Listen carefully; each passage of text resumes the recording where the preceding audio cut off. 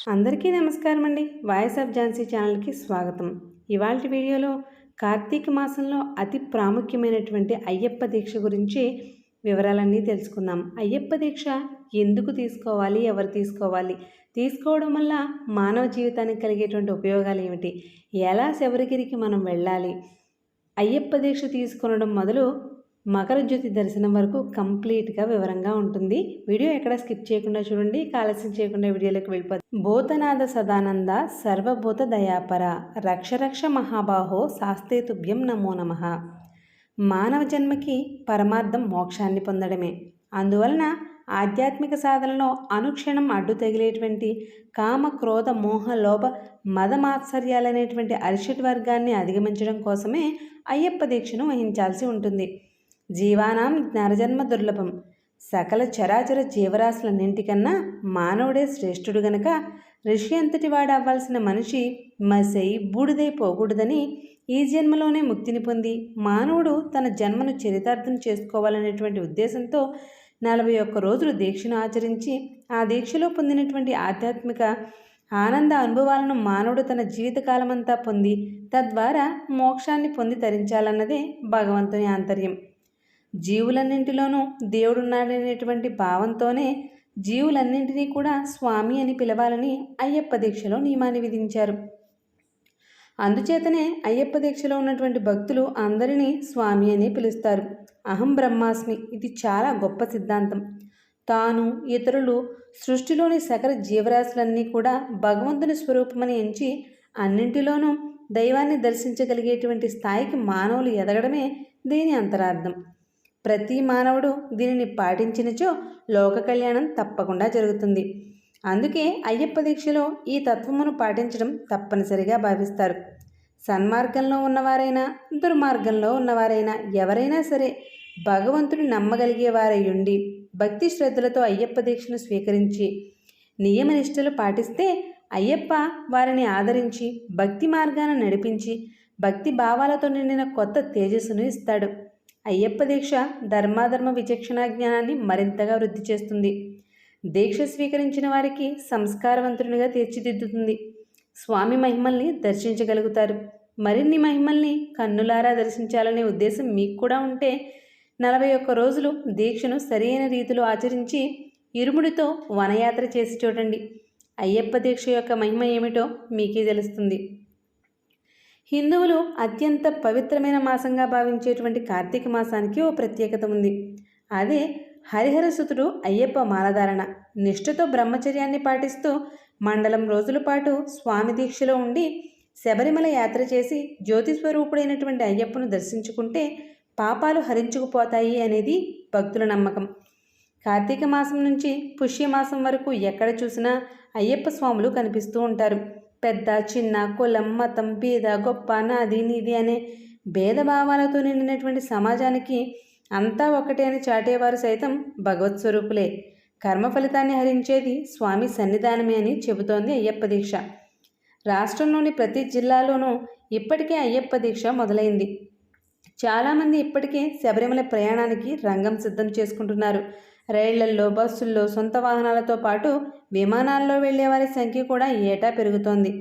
భక్తుల సౌకర్యార్థం రైల్వే శాఖ ప్రత్యేక రైళ్లను కూడా నడుపుతోంది. స్వామి శరణం అయ్యప్ప అంటూ చేసేటువంటి భజన ఆశాంతం వినాలి అనిపిస్తుంది. ధన్యోహం ఓ శబరీస, నీ దరిచేరితి పందలవాస అంటూ ఎన్నో గీతాలు ఇప్పటికే భక్తులను మైమరిపిస్తూ ఉన్నాయి. కేరళ రాష్ట్రంలోని పంపానది తీరాన సుమారు 5 కిలోమీటర్ల దూరంలో అయ్యప్ప స్వామి సన్నిధానం కొలువుతీరి ఉంది. నవంబర్ 16 నుంచి డిసెంబర్ 27 వరకు 41 రోజులు మండల కాలం పాటు జనవరి 1 నుంచి 20వ తేదీ వరకు మకర జ్యోతి, మకర విళక్కు అని కూడా అంటారు. ఈ సందర్భంగానూ తెరిచి ఉంచుతారు. ఈ రోజుల్లోనే కాకుండా ప్రతి నెల సుమారు 5 రోజులు మాస పూజ కోసం ఆలయం తెరిచి ఉంటుంది. ఏప్రిల్ మాసంలో విషుకు గాను 10 రోజుల పాటు ఆలయం తెరుస్తారు. కొట్టాయం రైల్వే స్టేషన్ నుంచి పంపానదికి సుమారు 122 కిలోమీటర్ల దూరం ఉంటుంది. ఇందుకోసం దేవస్థానం బోర్డు నిర్వహణాధికారులు భక్తుల సౌకర్యార్థం బస్సులు, వసతి సౌకర్యాలను కూడా ఏర్పాటు చేశారు. సన్నిధానంలో పిలిగ్రిమ్ సెంటర్, మరమ్మత్తు complex, Malikappuram building, donor house, Sabari Nivas, Subrahmanyam cottage వంటి వసతులే కాకుండా విశ్వ హిందూ పరిషత్, అఖిల భారత అయ్యప్ప సేవా సమాజం వంటి సంస్థలు తాగునీరు, స్నాన సౌకర్యాలు, అన్నదానం వంటి కార్యక్రమాలు నిర్వహిస్తున్నాయి. ఈ యాత్రలో అత్యంత కీలకమైంది కరిమలై. కరిమలై అంటే ఏనుగు పర్వతం అని అర్థం. దీనిని ఎక్కడం ఎంత కష్టమో దిగడం కూడా అంతే కష్టం. చెట్ల వేర్లు, చిన్న చిన్న గుండ్రటి రాళ్ళు, మధ్యలో ప్రవహించేటువంటి వాగు, నీటికి తడిసి దిగుతున్నప్పుడు జారిపోతూ స్వాములు ఒకరినొకరు చేతులు పట్టుకుని అనేక కష్టాలకు గురై దిగుతూ ఉంటారు. స్వాములు చేసేటువంటి ఐక్య శరణఘోష మనసును రంజింపచేస్తుంది. ఈ కరిమల కోటలో ఒక్కొక్క దేవత ఉందని ప్రతీతి. ఆయా దేవతల ప్రీతి కోసం భగవానే, భగవతియే అనేటువంటి నామస్మరణతో పాదయాత్రను సాగిస్తారు. శబరిమలలో శ్రీధర్మశాస్త్ర ఆలయాన్ని, పదునెట్టాంబడిని పరశురాముడు మొదట నిర్మించి స్వామివారి విగ్రహాన్ని ప్రతిష్ఠించినట్లుగా, శ్రీధర్మశాస్త్రగా స్వామివారు చాలా కాలం పూజలు అందుకున్నట్లుగా ప్రచారంలో ఉంది. తరువాత కొన్ని వందల సంవత్సరాలు గడిచాక ఉదయన్, ముండన్ అనేటువంటి దొంగల నాయకులు శబరిమలై ప్రధాన పూజారిని, కొందరు భక్తులను నిర్దాక్షిణ్యంగా దేవాలయ సమీపంలోనే చంపి దోచుకుపోయినట్లుగా చెబుతారు. ఆ తర్వాత కొన్ని సంవత్సరాల పాటు శబరిగిరినాథునికి పూజా పునస్కారాలు లేక దేవాలయం మరుగున పడి పాడుపడింది. మళ్ళీ పందలరాజు కాలంలో శ్రీధర్మశాస్త్ర పంబాతీర మణికంఠునిగా అవతరించి తరువాత అయ్యప్పగా పిలువబడి పందలరాజు వద్ద 12 సంవత్సరాలు ముద్దుబిడ్డగా పెరిగి మహిషి సంహారానంతరం అవతారం చాలించి మళ్ళీ శబరిమల కొండపై అయ్యప్పగా వెలిశాడని, అప్పుడే పందలరాజు కాలంలో దేవాలయ పునరుద్ధరణ కూడా జరిగిందని చెబుతారు. అప్పటి నుంచి అయ్యప్ప స్వామిని కలియుగ దైవంగా నమ్మి 41 రోజుల కఠోర దీక్షతో భక్తులు అయ్యప్పను పూజిస్తున్నారని ప్రతీతి. అన్ని దేవాలయాల్లోనూ ముఖమండపం ఉంటుంది, కానీ స్వామివారి దేవాలయానికి ముఖమండపం లేదు. పదునెట్టాంబడి శబరిమలై సన్నిధానంలో ఉండేటువంటి పవిత్రమైన 18 మెట్లనే పదునెట్టాంబడి అని వ్యవహరిస్తారు. ఈ మెట్లకు ఎంతో ప్రాధాన్యత ఉంది. మనలో ఉన్నటువంటి 5 జ్ఞానేంద్రియాలు, మనస్సు, బుద్ధి అనేటువంటి 17 విషయాల చేత మానవునికి స్థూల సూక్ష్మ శరీరాలు ఏర్పడతాయి. 18వ సోనానంకార శరీరమై ఉంటుంది. ఇవన్నీ కూడా ఒకే మాయాస్వరూపమై ఉన్నందున పరస్పరం ముడిపడి ఉంటాయి. అయ్యప్ప దేవాలయానికి అమర్చినటువంటి 18 మెట్లు ఒకే రాతిలో ఉండడంలోని అంతరార్థం ఇదే. 41 రోజులు దీక్ష చేసి ఇరుముడి కట్టుకుని వచ్చిన వారికే వీటిపై నుంచి ఎక్కి స్వామివారిని దర్శించుకునే అర్హత ఉంటుంది. లేని పక్షంలో పక్క మెట్ల గుండా ఎక్కి స్వామివారిని చూడాల్సిందే. శబరిమలలో 18 మెట్లు ఎక్కి స్వామివారిని దర్శించడానికే ఈ దీక్షావ్రతం. శ్రీమణికంఠ స్వామి అవతారం చాలించే ముందు శబరిమల ఎక్కడానికి అష్టాదశ దేవతలు మెట్లు వలె అడ్డంగా పడుకుని ఉంటే వారిని దాటుకుంటూ స్వామివారు కొండ ఎక్కి హస్తములతో వారికి దర్శనమిచ్చి జ్యోతి రూపంలో అంతర్ధానమైనట్లుగా చెబుతారు. తరువాత ఈ 18 మెట్లను పరశురాముడు నిర్మించినట్లుగా చరిత్ర చెబుతోంది. తిరువాభరణములు అయ్యప్ప స్వామివారు అవతారంలో స్వయంగా అలంకరించుకున్నటువంటి ఆభరణాలని అంటారు. అందుకే ఆ ఆభరణాలకి అంత ప్రాధాన్యత ఉంది. ఈ ఆభరణాలు పందలరాజు వద్ద భద్రపరిచారు. ప్రతి సంవత్సరం ఈ ఆభరణాలు 3 చెక్క పెట్టెలతో పందళం నుంచి శబరిమలకు మోసుకుని తీసుకువస్తారు.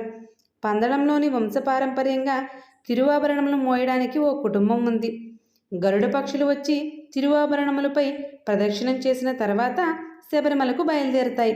ఆ 2 గరుడ పక్షులు తిరువాభరణములతో పాటు శరంగుత్తి వరకు వచ్చి శబరిమలపై 3 ప్రదక్షిణలు చేసి తిరిగి వెళతాయి. తిరువాభరణాలను శబరిగిరినాథునికి జనవరి 14 నుంచి 20వ తేదీ వరకు అలంకరిస్తారు.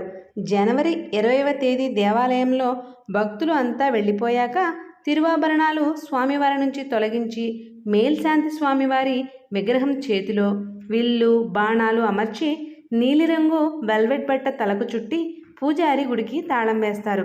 మకర జ్యోతి అయ్యప్ప స్వామి అవతారం చాలించి శబరిమలకు తపస్సుకు వెళ్లే ముందు పందలరాజు విలపిస్తూ ఉంటే, నా గురించి తపనతో ఎవరైతే కనీసంత మండల కాలం నియమాలు తప్పకుండా దీక్ష చేసి భక్తితో శబరిగిరికి నన్ను దర్శించడానికి వస్తారో వారందరికీ జ్యోతి రూపంలో మకర సంక్రాంతి నాడు దర్శనమిస్తానని అయ్యప్ప స్వామి వాగ్దానం చేసినట్లుగా పురాణాల్లో పేర్కొన్నారు. అలాగే ఇప్పటికీ శ్రద్ధాభక్తులతో నియమాలు పాటించి దీక్ష చేసిన వారందరికీ శబరిమలలో జ్యోతి దర్శనం కావడం విశేషం. ఎరిమేలు నుంచి సన్నిధానం వరకు శబరిమలై వెళ్లేందుకు 3 మార్గాలున్నాయి. ఎరిమేలు నుంచి సన్నిధానం వరకు సుమారు 70 కిలోమీటర్లు, వండిపెరియార్ నుంచి సన్నిధానం వరకు 20 కిలోమీటర్లు, పంపానది నుంచి సన్నిధానం వరకు 7 కిలోమీటర్లు వెళితే శబరిమలై చేరుకోవచ్చు. ఎరిమేలు నుంచి శబరిమల చేరేటువంటి మార్గమధ్యంలో కొట్టాయం రైల్వే స్టేషన్ నుంచి ఎరిమేలి సుమారు 52 కిలోమీటర్లు ఉంటుంది. ఎరిమేలి అన్న పదం ఎరుమకొల్లి అనేటువంటి పదం నుంచి వచ్చింది. ఎరుమకొల్లి అంటే దున్నపోతును చంపిన స్థలం అని అర్థం. మృత్యువుకు అధిపతి అయినటువంటి యమధర్మరాజు వాహనం దున్నపోతు. మృత్యువు అంటే అజ్ఞాన రూపం. దున్నపోతును వధించుట అంటే తమో గుణాన్ని అంతమొందించడం అని అర్థం. దీక్షభూని ఆధ్యాత్మిక మార్గంలో నడుచుకున్న అయ్యప్ప భక్తులు ఎరిమేలి వద్ద తమ తపస్సును అంతం చేసుకున్నారని భావం. ముస్లిం యోధాగ్రేసరుడైనటువంటి రాజు వావర్ అయ్యప్పకు ప్రధాన అనుచరుడుగా ఉండి పన్నల రాజ్యాన్ని కాపాడుతూ ఉండేవాడు. అక్కడ వావరస్వామి మసీదు ఉంది. శబరిగిరి చేరేటువంటి భక్తులు మొట్టమొదటిసారిగా ఇక్కడ మకాం చేసి తమ యాత్రను కొనసాగిస్తారు. అయ్యప్ప విల్లంబులు ధరించి వేటకాడులా నిలిచినటువంటి విగ్రహం ఉన్న దేవాలయం ఉంది. ఈ దేవాలయాన్ని ఎరిమేలి ధర్మశాస్త్ర దేవాలయం అని అంటారు. అడవి మార్గాన పోయేటువంటి భక్తులు ఇక్కడ కొబ్బరికాయ కొట్టి యాత్ర సాగిస్తారు. అక్కడి నుంచి స్వాములు పెద్ద పాదం యాత్ర ప్రారంభమవుతుంది. పేటకళము శాస్తా ఆలయం నుంచి సుమారు 60 మైలు దక్షిణ తూర్పున ఎరిమేలి పేటకళము ఉంది. హిందూ ముస్లింలు కలిసి సోదరభావంతో మెలగడాన్ని ఇక్కడ మనం చూడొచ్చు. శబరిగిరి యాత్రకు ఇక్కడ నుంచి చాలామంది ముస్లిం సోదరులు కూడా ఇరుముడి తీసుకుని సన్నిధానం చేరడం విశేషం. ఎరుమేలులో పేట ఆడుల శబరియాత్రలో ఒక ముఖ్యాంశం. కన్యస్వాములు అడవి మనిషిలా వేషం ధరించి రంగులు పూసుకుని ఆకులు కొమ్మలు చుట్టుకుని చేతిలో శరం అంటే బాణం పుళ్లతో మేళ తాళాలతో మంగళ వాయిద్యాలతో స్వామి చిందగతోం అయ్యప్ప చిందగతోం అనేటువంటి చిందులతో నాట్యం చేస్తూ ఎంతో ఉత్సాహంగా వావరస్వామి ఆలయం ధర్మశాస్త్ర ఆలయం చుట్టూ ప్రదక్షిణలు చేస్తారు. ప్రదక్షిణం తర్వాత ఆలయానికి వెనక ఉన్న స్నానఘట్టాల్లో స్నానం చేస్తారు. పెరూరుతోడు ఎరిమేలి నుంచి బయలుదేరినటువంటి 2 మైళ్ళ దూరంలో వచ్చేటువంటి ప్రదేశం. ఎరిమేలి గ్రామానికి అడవికి మధ్యన ఒక కాలువ వస్తుంది. ఈ కాలువ దాటితే కొట్టైపడి అనేటువంటి ప్రదేశం వస్తుంది. ఎరుమేలి, పెరునాట్టు, వండిపెరియార్ అనేటువంటి 3 శాస్త్ర ఆలయాలకు మధ్య ఉండేటువంటి వనాన్ని అయ్యప్ప స్వామి నందనవనం అంటారు. శబరిగిరి శబరిపీఠం. గిరిజన స్త్రీ అయినటువంటి శబరి మాతంగ మహాముని యొక్క శిష్యురాలు. శ్రీరాముడు సీతాన్వేషణ చేస్తూ లక్ష్మణుడితో కలిసి శబరి ఆశ్రమానికి వచ్చి ఆమె ఆతిథ్యాన్ని స్వీకరిస్తాడు. ఇక్కడ ఒక విద్యాపీఠం ఉన్నట్లుగా పందల రాజవంశీయులు వివాహాది కార్యక్రమాలకు విద్యను అభ్యసించేందుకు ఇక్కడకు వచ్చి ఉండేవారని చారిత్రక పరిశోధకులు అంటారు. శరంగుత్తియాల్. శబరిపేట నుంచి సన్నిధానం వరకు 2 మార్గాలున్నాయి. ఇవి 2గా విభజించేటువంటి స్థలం చేరిన తర్వాత ఎదురయ్యేటువంటి భక్తులను శరంగుత్తియాల్ ఎక్కడున్నది తెలుసుకుని భక్తులు తమ వద్ద ఉన్నటువంటి శరములను గుచ్చాలి. శరంగుత్తియాల్ అంటే శరీరం విడిచిపెట్టు అని భావం. ఇక్కడ అశ్వత్థ వృక్షం ఉంది, రావి చెట్టు. దీని వద్ద భక్తులు అంటే కన్యస్వాములు ఎరిమేల నుంచి తెచ్చినటువంటి బాణాన్ని విడిచిపెడతారు. అశ్వత్థం అంటే స్థిరత్వం లేని సంసారం అని అర్థం. గణపతి హోమగుండం. నెయ్యి టెంకాయలను పగలగొట్టిన కొబ్బరి చిప్పలను ఈ హోమగుండంలో వేసి నమస్కరిస్తారు. మండలం రోజులు ఈ హోమగుండం కేవలం కొబ్బరి చిప్పలతో వెలుగొందుతూ ఉంటుంది. ఇటువంటి హోమగుండం వేరే ఏ ఆలయంలోనూ లేదని చెప్పొచ్చు. మాళిగై పురుత్తమ మంజమాత. సన్నిధానానికి పడమటి వైపు ఉన్న అమ్మవారి దేవాలయం మాళిగై పురుత్తమ మంజమాత. శాప విముక్తి పొందినటువంటి మహిషి దివ్య సుందరిగా అమ్మవారిగా పూజలు అందుకుంటూ ఉంటుంది. ఇరుముడిలో తీసుకుపోయినటువంటి రవిక బట్టలు పసుపు కుంకుమలతో అమ్మవారిని పూజిస్తారు. ఇక్కడ దగ్గరలోనే మలై నడై భగవతి దేవాలయం కూడా ఉంది. పంపానది పంపా గణపతి దక్షిణ భారత గంగానదిగా పేరు పొందింది. ఇక్కడే పందలరాజుకు మణికంఠుడు దొరికింది. పాదయాత్రలో అలసిపోయినటువంటి భక్తులు ఈ పవిత్ర నదిలో స్నానం చేసి ఈ నదీ తీరంలో వంట చేసుకుని ఇరుముడిని అయ్యప్పగా భావించి పూజలు చేస్తారు. తరువాత పంపా గణపతిని భక్తులు దర్శించి కొబ్బరికాయలు కొట్టి సన్నిధానం వైపు ప్రయాణం సాగిస్తారు. కన్యస్వాములు 108 పొయ్యిల నుంచి బూడిదను సేకరించి వస్త్రక్రాయం బట్టి గురుస్వామికి ఇస్తారు. గురుస్వామి ఈ బూడిదను అయ్యప్పను అభిషేకించినటువంటి భస్మాన్ని కలిపి సన్నిధానంలో శిష్యులకు ప్రసాదంగా ఇస్తారు. అనేక పుల్లలు వేలలతో కాలిన ఈ భస్మ సర్వరోగ నివారణగా ఉపయోగిస్తారు. ఈ పంపానదిలో సాయం సంధ్యా సమయంలో వెదురుతో చేసినటువంటి తేరును పాలతో అలంకరించి నదిలో వదిలిపెడతారు. ఈ దృశ్యం లక్షలాది మంది భక్తులకు ఆనందాన్ని కలుగచేసి పంబా విళక్కే శరణమయ్యప్ప అనేటువంటి శరణఘోష చేస్తారు. ప్రతి సంవత్సరం జనవరి 14న మకర సంక్రాంతి నాడు కాంతిమలై నుండి జ్యోతి దర్శనం లభిస్తుంది. ఈ మకర జ్యోతి దర్శనంతో ఈ అయ్యప్ప దీక్ష సంపూర్ణమవుతుంది. అయ్యప్ప దీక్షకు శబరిమల యాత్రకు సంబంధించిన సంపూర్ణమైన విశేషాలను అందించాను. మీకు ఉపయోగపడింది అనుకుంటే తప్పకుండా వాయిస్ ఆఫ్ ఝాన్సీ ఛానల్ని సబ్స్క్రైబ్ చేసుకుని వీడియోస్ని లైక్ చేయండి. ఉంటానండి. స్వామియే శరణమయ్యప్ప.